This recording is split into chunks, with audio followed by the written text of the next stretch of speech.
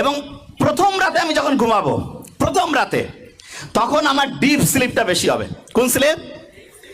Deep sleep যখন বেশি হবে তখন মূলত আমার চার্জিংটা হাইয়েস্ট লেভেলে হবে।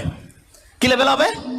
হাইয়েস্ট লেভেলে। আচ্ছা, যে জায়গায় আমি ছিলাম, প্রত্যেক স্টুডেন্টের মধ্যে আমার মনে হয় প্রত্যেক স্টুডেন্টের মধ্যে যে প্রশ্নটা আসছে, আমরা তাহলে ঘুমাবো ঠিক এশার নামাজের পরে, তাহলে আমাদের ব্রেইনের চার্জিংটা হবে 100 ওয়াটের। কত ওয়াট? 100। আচ্ছা, পড়ার ক্ষেত্রে মোস্ট ইম্পর্টেন্ট, ব্রেইনে কোন ওয়েভ দরকার? Alpha wave. ন্যাচারালি আলফা ওয়েভটা আমি পাবো আর্লি মর্নিং। আর্লি মর্নিং মানে হতে পারে ভোর 4টা-5টা থেকে সকাল 8টা-9টা। এই সময়ে ব্রেইনে আলফা ওয়েভ থাকে এবং আলফা ওয়েভের ঢেউ প্রত্যেক মুহূর্তে 8 থেকে কত? 8 থেকে 12।